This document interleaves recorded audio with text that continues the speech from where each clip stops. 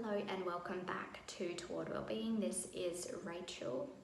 Today I just wanted to really quickly touch on assessing your own mental health and how to find support. So one of the key indicators, like really quick ways that we can get a gauge on our mental health, is our sleep and our eating. So pay attention to, has your sleep patterns changed? Are you finding it harder to sleep than you used to? Are you sleeping more than you used to? And the same for eating as well. Those are really quick indicators of how you're doing in general. Other things are you avoiding things, or are you using maladaptive coping strategies? And it's not a judgment if you are. We've all used them at various points to try and avoid or to try and cope with a particular feeling or a particular situation.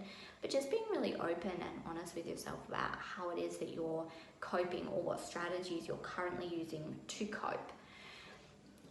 If you happen to notice that you are struggling, so you're finding yourself, quick to anger or quick to cry or just quick to have an intense emotion, or your emotions feel like they're not really linked with what is actually happening around you, then the first protocol is to find somebody to talk to.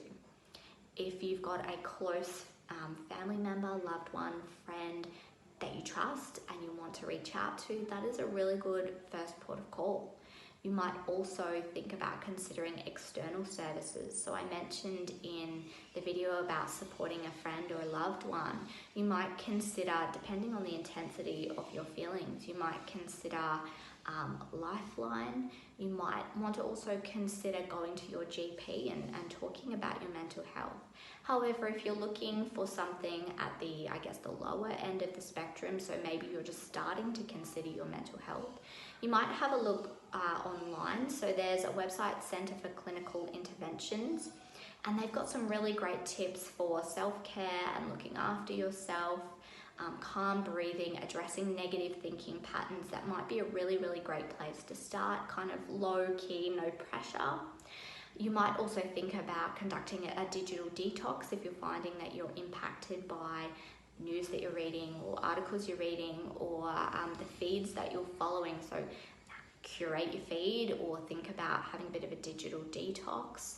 And also really thinking about your triggers, the things that are impacting you, whether you can make changes there or whether you can bring in more self-soothing and improved ways to help look after yourself. So if we're talking about self-soothing, it might be a daily gratitude journal.